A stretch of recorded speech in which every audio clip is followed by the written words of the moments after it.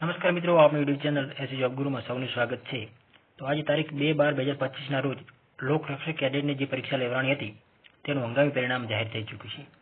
તો કઈ કેટેગરીમાં કેટલું મેરિટ અટક્યું છે તે અંગેની આપણે સંપૂર્ણ માહિતી જોઈશું અને પાછું ખેંચવાની પ્રોસેસ પણ જોઈશું।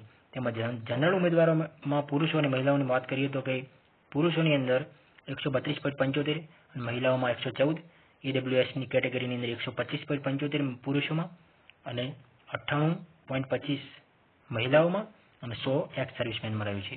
જનરલની અંદર એક્સ સર્વિસમેનનું 106.25 રહેલું છે। એસસી કેટેગરીની અંદર બી નથિયારી પોલીસ કોન્સ્ટેબલમાં જે ઉમેદવારો આવેલા છે અલાર્મની અંદર તેમનું મેરિટ છે।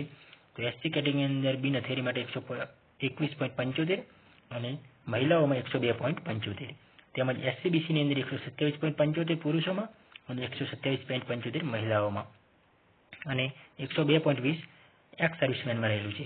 તેમજ એસસી કેટેગરી માટે બી નથિયારીની અંદર 101.50 અને ફિમેલ માટે 101.50 તેમનું સમાન રહેલું છે મેરિટ।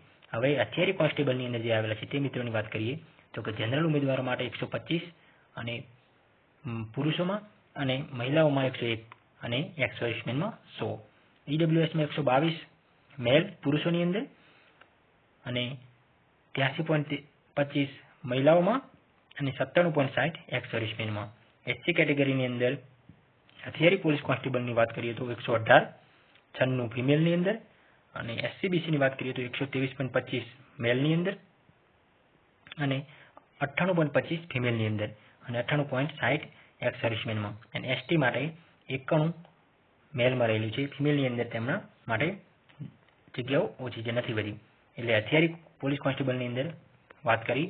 હવે મિત્રો જેલ સિપાહીની વાત કરીએ તો જનરલમાં 122 અને ફિમેલની અંદર 98.25 અને એક્સ સર્વિસમેનમાં 97.60, ઈડબ્લ્યુએસની અંદર વાત કરીએ તો 119 મેલમાં, ફિમેલમાં 80.50 અને એક્સ સર્વિસમેનમાં 95.20, એસસી કેટેગરીમાં 116 પુરુષોમાં, મહિલાઓમાં 96.25, એસસીબીસીમાં પુરુષોમાં 121.50 અને મહિલાઓમાં 98 અને જનરલમાં 97 અને એક્સ સર્વિસમેનમાં 97.20, એસટીમાં 81। હવે હથિયારી પોલીસ કોન્સ્ટેબલ એસઆરપીએફની વાત કરીએ તો કે એસઆરપીએફની અંદર મહિલાઓની કેટેગરી જગ્યાઓ નહીં હોતી। જનરલની અંદર 121 અટક્યું છે અને એક્સ સર્વિસમેનમાં 88.50, ઈડબ્લ્યુએસમાં 118.50, એસસીમાં 115.50, એસસીબીસીમાં 120.25 અને એક્સ સર્વિસમેનમાં 82.25 અને એસટીની અંદર 80.50। તો આ અંતિમ છેલ્લે આટલા માર્ક્સ છે તેમનું નામ અંદર આવેલું છે। આની પછી જે ઓપ્ટ આઉટનો ઓપ્શન મિત્રો આપેલો છે, જે ઓપ્ટ આઉટ કરશે અને આની પછી પ્રોવિઝનલ એટલે કે ફાઇનલ મેરિટ આવશે, એટલે આનાથી ઓછું હશે એકાદ માર્ક તો તેમનું નામ હજુ આવવાની શક્યતા રહેલી છે।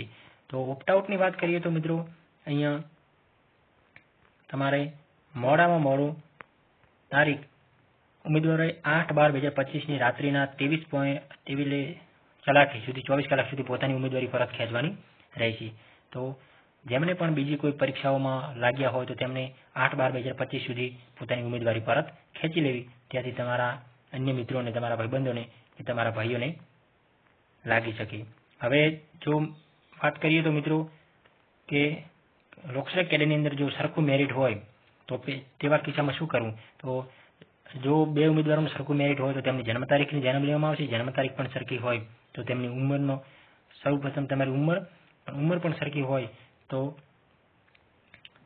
એમની ઉંમર પણ સરખી હોય તો તેમની ઊંચાઈને ધ્યાનમાં લેવામાં આવશે। ઊંચાઈ પણ સરખી હોય તો તેમને 12માના માર્ક્સને ધ્યાનમાં લેવામાં આવશે। તો આ હતું મિત્રો 2025ની અંદર જે લોકરક્ષક લેવાની હતી તેનું પરિણામ। અને જો કોઈ અન્ય પરીક્ષામાં પાસ થયા હોય તો તેમને નમ્ર વિનંતી છે કે પોતાની અરજી ફોર્મ પરત ખેંચી અને અન્ય ઉમેદવારોને લાભ આપે। તો થેન્ક યુ, જય ભારત, જય હિન્દ। આવી અન્ય કોઈ પણ માહિતી માટે આપણી યુટ્યુબ ચેનલને સબસ્ક્રાઈબ કરો અને શેર કરો। થેન્ક યુ, જય ભારત, જય હિન્દ।